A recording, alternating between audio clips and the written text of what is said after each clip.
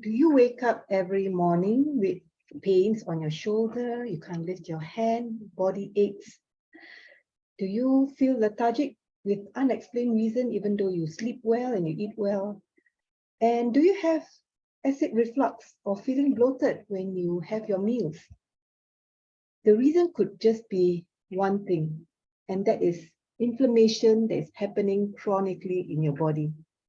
Today, if you would like to know this answer, listen on, because I would like to explain how you can improve on these conditions through your nutrition. I'm Yilan, and I'm a pharmacist who now help people attain their best lives by getting optimal nutrition, improving their lifestyle so that you can live longer, healthier lives, avoiding diseases and avoiding medications. Now, inflammation is a very big topic, and if you like to find out what is the root cause of most of the problems that you have with your health, you can link it very much to inflammation. So it's important to understand what causes this inflammation and what are the symptoms of inflammation that you probably, your body is trying to tell you, but you couldn't know.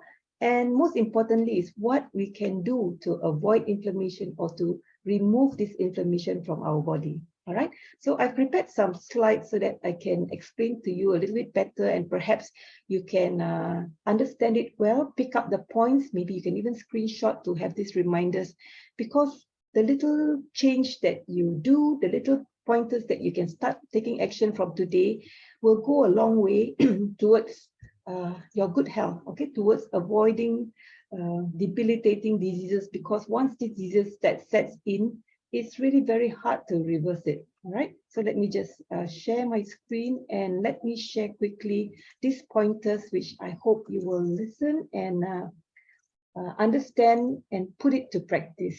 Okay, so firstly, let's talk about what are the effects of chronic inflammation. Okay, so inflammation is something that your body is it's a natural response by your body to overcome certain things that's coming to a sort of attack your body, right? So there are two types of inflammation. One is like acute inflammation, which is good. Okay, inflammation is not really a bad thing totally. Inflammation is your own body's defense to try and protect itself. So acute inflammation will be like if you have a cut, okay, if you have a swell. So you will find that to protect your body from bleeding excessively, so your body will go into inflammation to protect it, stop the bleeding, and start the process of healing. So that acute inflammation is good. And once the healing has taken place, that inflammation will go away. Your body will tell your body, say, hey, he's healed. Don't do any more inflammation in your body. It will stop. However, there's another type of inflammation whereby after it has done the work, it doesn't stop the inflammation. That means there was no signal to tell your body to stop this inflammation. It keeps on, creating that effect onto your body that chronically happening. And if you do not know the symptoms, this is where it will go to the end point where the disease states come in. So today, if you see all these disease states, like you see here, cancer, right? So cancer is really very, very, it's like a number 2 killer right now after heart disease. And people are having cancer very often, possibly because they don't realize that there's inflammation, chronic inflammation happening in your body. Then how about neurological diseases like brain diseases, right? So people are having Alzheimer's, Parkinson's, multiple sclerosis. These are very chronic brain disease that is quite debilitating. And it's because of chronic inflammation, the inflammation that's happening to your brain cells that's taken place over the years. Okay, pulmonary disease is your lung disease. That means if you have asthma, you have chronic pulmonary disease, hay fever, or bronchitis, this is also an chronic inflammatory condition of the lung. And how about your bones and joint disease? Okay, this is very common. People have joint pains, and you've heard of osteoarthritis, osteoporosis, and even rheumatoid arthritis and autoimmune disease is also caused by long-term inflammation. Now, those having metabolic disease like type 2 diabetes or kidney failure or fatty liver, inflammation is a big cause of it. Now, heart disease, cardiovascular disease, if you have hardening of your arteries, narrowing of your arteries, heart failure, strokes, hypertension, certainly an inflammatory disease. And now very common as well, autoimmune disease. You hear people having inflammatory bowel syndrome, or Crohn's disease, or lupus, or multiple sclerosis, rheumatoid arthritis, psoriasis. All these autoimmune disease is also inflammatory condition. So you can see that this is all the I would say, when you are not aware of inflammation happening in your body, or maybe you are aware but you don't take it seriously, you just continue with the bad habits and the lifestyle that you have, then the end point is when you have this disease, you go to see a doctor. And what can the doctor do is just to help you to alleviate the symptom. But it could possibly be that a lot of damage has already been done. Yeah. So that's why it's very important for you to identify and listen to your body, know what are the signs of this inflammation that's happening. Okay. So I'll go through with you and maybe tell me, maybe in the comments or so, are you facing any of these problems? Yeah. So one of the signs could be ongoing fatigue and lethargy. Do you feel really tired in the day? Do you feel like lack of energy? Sometimes we always say, yeah, we are aging, so we lack of energy. But it's probably due to that inflammation that's causing you that, right? That means there is also, we call it a mitochondrial dysfunction, or a dysfunction in the ability of your body to produce energy. So that is one of the signs. You feel very tired, lethargy, sleepy, lack of energy. Now, number two is digestive disorders. I hear a lot of people complaining about feeling very bloated. They have irritable bowel syndrome. That means every time they need to rush to the toilet after every meal. Or a very common one now is gastric reflux. Okay, they feel that the heartburn or the reflux goes up there. So sometimes they feel there's hyperacidity, but the reason again for this hyperacidity is because of inflammation. Okay, so these are quite common signs that you have to take note of. Now, the third one is about having skin disorders. Okay, when you have high inflammation, actually, if you find one of the superficial one that you can see is like your skin wrinkles faster, your skin looks dull and older. That could be one of the symptoms. But if you have things like rashes, eczema, or even psoriasis, right? Psoriasis is a very chronic problem. Acne or other skin afflictions is due to inflammation again, right? So it's due to inflammation. Now, another one is being overweight. Okay, being overweight is an inflammatory condition. But if you have trouble losing weight, like, the normal things that people do, they maybe cut down their portions, they exercise, people can lose weight. But somehow, no matter what you do, the right things that you do, you cannot seem to lose weight. It could be this inflammation problem. And also it's because of hormonal imbalance. Okay, so hormonal imbalance is also an inflammatory problem that can also prevent you from losing weight. So like going through menopause problem, those are also quite inflammatory to your body. Yeah. Now another one is fatty liver. I've heard recently quite a number of my friends, they went for medical checkup and then the doctor say, oh, you have fatty liver. Okay. That is also an inflammatory condition. Yeah. Insulin resistance, type 2 diabetes is all chronic inflammation. Just now I mentioned about having chronic aches and pains. I have some clients, even actually one who said that she's been living with pain for years, for more than 20 years. She's been living chronic pains. Every day she wakes up, she has shoulder pains, neck pain, even chest pains, and she can't find the root cause of it. She doesn't know why. Okay. Now, ongoing headaches and migraine is also an inflammatory condition. So if you have frequent headaches and migraines, right, don't just quickly go and pop the Panadol or take your migraine pill. You have to find that root cause, and that root cause could be inflammation. So if you know how to reduce the inflammation, you can get your migraine and headache off naturally. Okay, my friend Linda, who has actually chronic inflammation since she's 12 years old, and after 50 years, she has finally got rid of her migraine, because she has got rid of inflammation in her body. Okay, so this is certainly a very possible thing to do if you take note of all this. And of course, heart disease is the number one thing of inflammation. So how many of you have any of these symptoms? Take note, because it's a sign of inflammation, right? And right now, what are causing this inflammation? Okay, so if you have these signs, maybe what causes it, which you don't realize. Okay, so one of the reasons could be excessive stress. Okay, we all go through our daily stresses, of course, but if you have excessive stress, that means the stress doesn't go away. Every day you wake up, you already very stressful about your work, about your job, maybe about the children, about your family, about your business. So you have this continuous stress. that will actually increase and maintain that high inflammation in your body. Yeah, inadequate sleep. Okay, so sleep, as we know, is very important for our cells to rejuvenate, to have that rest, to heal. And inadequate sleep causes inflammation. Yeah? So make sure you have the number of hours that you need to sleep every night according to your body. The best is always between 7 to 8 hours. Some people need 9. That is the best time that you need that adequate sleep.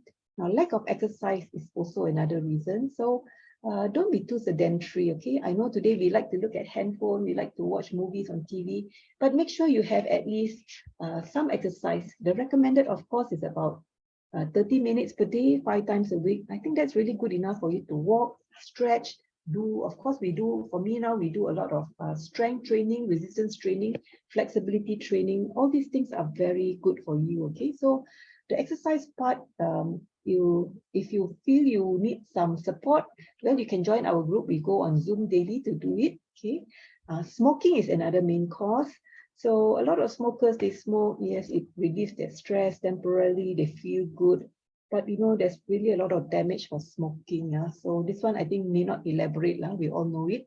Now, imbalanced blood sugar levels, especially when your sugar is high, you get insulin resistance, and that causes inflammation of your blood vessels as well, inflammation in your pancreas, liver. All these problems are related. Yeah. Now, poor gut health, again, is a big cause of inflammation. When you have an imbalance of your good microbiome, that means your good bacteria in the gut is overwhelmed by the bad bacteria, you do not have a good balance, so that can cause inflammation in the gut. Okay, this has definitely got a lot to do with your food intake, the type of food that you eat. And exposure to environmental toxins or pollutions, or even chemicals, okay, continuously, air pollution, or you're exposed to certain smells that's really bad for our health. And there's a lot of cancer-causing agents as well. So be careful of these environmental toxins. Yeah, there's a lot of it going around. And another one is also long-term infection. Okay, some chronic infection, like right now, COVID. Right, COVID is it gives a very long-term effect and prolonged inflammation in your body as well. So of course, TB is another long-term infection. So there are quite a number of bacteria and virus that causes this inflammation in your body. Now, the last two, which I want to talk more about, is this poor diet choices, poor nutrition. You do not eat the right kind of foods, or you eat too much of food that cause inflammation, and people who are sensitive to certain foods. When you're sensitive to certain foods, your body will react with inflammation, right? Acute inflammation. So if you keep on eating the food that you're sensitive and you don't realize it, it's going to cause a long-term inflammation in your body. So I'm going to stress on these two things because to me, I find everything is in your diet. Okay, if you take care of your diet, your nutrition, right? I think you can solve almost 80 to 90% of the health, the diseases that's happening right now in this world. Right? So I'll start on this one. Let's take a look and identify, right? What are the foods that cause inflammation? I think most of you know it already, but I will go through, and if you can at least, remove 1 or 2 of these foods in your diet, it'll be great. It'll be a great start, okay? I've talked a lot about gluten. Gluten is actually the protein from flour, okay, wheat flour. So what is made from flour is like your bread, your biscuits, your noodles, your pasta, your cookies, biscuits, roti canai. So anything that's made from flour has gluten, and for a long time, we all know that gluten can cause inflammation because it's very hard to digest in your system. And gluten also causes that imbalance of that gut microbiome. Right? Your gut bacteria don't like to eat this kind of things. In fact, it burdens them and it stresses your gut bacteria.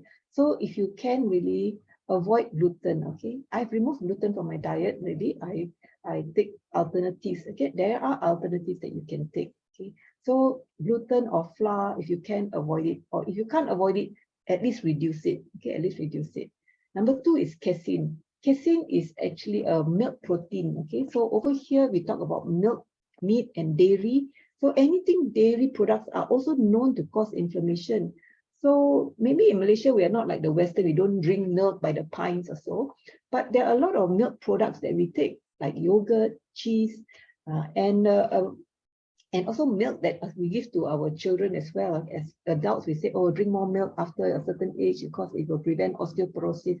Now, it certainly is not recommended for me, because casein is that protein, again, that is hard to digest. In fact, your body, some of us, I won't say all, but we are not made to digest casein because this casein is a unique protein in cow's milk. Human milk, we do not have this thing. So that's why we should avoid things that our body is not meant to take. Okay, so milk, dairy products, casein is one of the things that you avoid. Even lactose, the milk sugar, also causes intolerance in some people in the gut. So that also causes inflammation. Now, the third one is about the oils. Okay, so we all need all these fats. Yesterday in my video, I talked about the healthy fats, which is good. But there are also these unhealthy fats that's used very, very widely because in our food, we use a lot of oil in our cooking, right? We want to deep fry our fish. We want to fry, especially like youtiao or goreng pisang. Okay, so all this oil is used at home and also commercially. It is advisable to avoid these oils: safflower oil, corn oil, sunflower oil, soya oil, because these are oils when you cook it at high temperature, it will be it will change, right? It will change its form to a more toxic form of oil that when you take it, your body cannot digest it very well. It will clog up your arteries eventually, right? So that's why we don't recommend all this kind of oil. So later I'll tell you about what are the oils that we recommend to use. Yeah. So as far as possible, that's why we want to deep fry our food. Don't take all these fried foods, even things like chips, bacon, French fries. So any fried food, please avoid.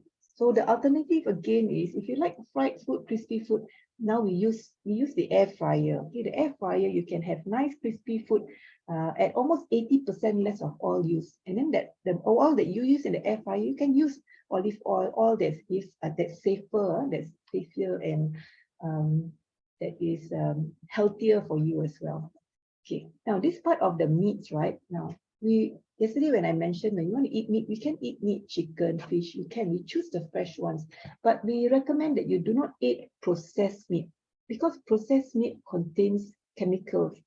It contains preservatives. It contains a very high amount of salt. And all this actually can cause chronic inflammation. So if you like to take all these sausages, nuggets, hams, all these deli slices, like all those that you use in your sandwich, right? I certainly recommend that you avoid it. Okay, I personally have stopped taking all this stuff long time ago, and I feel so regret because when my children were younger, we always buy sausages for them to eat. We buy ham for them to eat.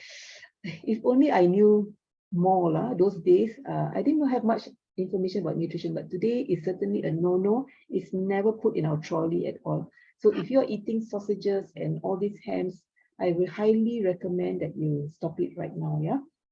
Now, then we go into sugars. Okay. So when you go into sugars, it's like syrup, soft drinks. Okay. Even fruit juice has added sugar. All this with artificial sweeteners. Please avoid all these aerated water cordials that is sold in the market, or maybe you say it's very thirst quencher.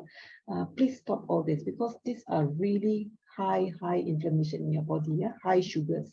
And then of course fast foods. These fast foods are meant to be tasty, fast, because there's a lot of oil and salt and sugar, and the way it's cooked, it's really caused havoc in your body, right? So if you can avoid all these things, I will tell you there'll be a lot of difference. In fact, you can see it very fast.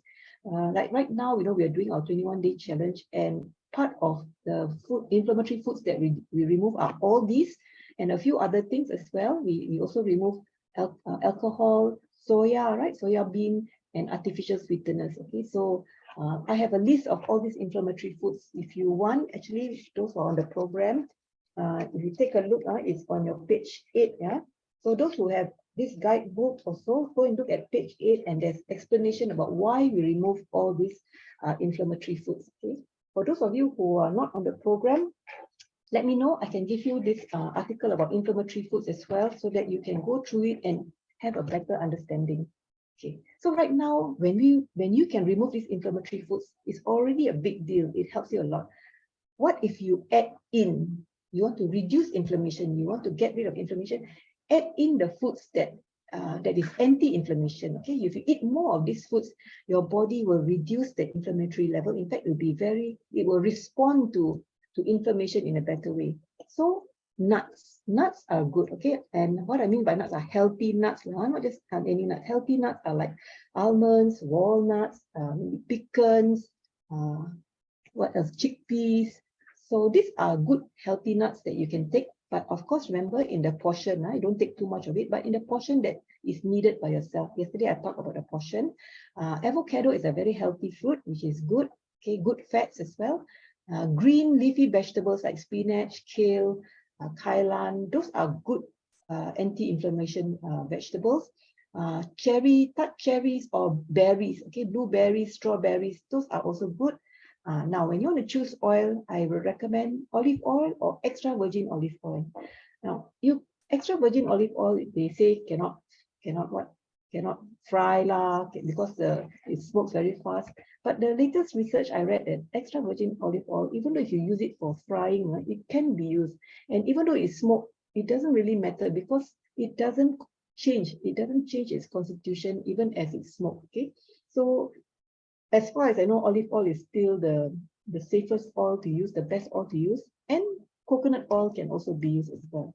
Now, if you go for fruits, citrus fruits are really good. Orange, okay, tomatoes, these are really good as anti-inflammation. Pineapple as well is very good. And then we have ginger, garlic, turmeric, onions, right? And then, of course, our colorful fruits and vegetables has polyphenols. Please eat more of this kind of fruits. These are my addition that, like I said, coconut oil, blueberry, green tea is good, and dark chocolate. So when I look at this chart, how many of these are you taking every day? Okay. Personally, I take almost avocado, nuts, greens, of course, my blueberries, I take it every day. Dark chocolate, yes, I pop in one little bar. Dark chocolate always above 70%, yeah. And then all these tomatoes almost every day. Pineapple also in our smoothie every day. Onion, garlic. So I've changed my diet a lot, okay, lately, especially when I understand more. I took away inflammation food and you add in this anti-inflammation food. You can see the changes very fast. So if you've been having difficulty losing weight, this could be the reason. And suddenly you find, hey, how come my belly fat is burning? How come my bloated is going down? How come suddenly I wake up without pain? And that's exactly what happened to me. I was having this frozen shoulder for a while. And when I went on this program, this my 21-day reset, and part of it, of course, is removing all these inflammatory foods. I tell you, surprisingly, after the 7th day, I woke up with no pain. I couldn't even lift up my hand last time. I just woke up and I lifted up and, hey, where's the pain? It's gone.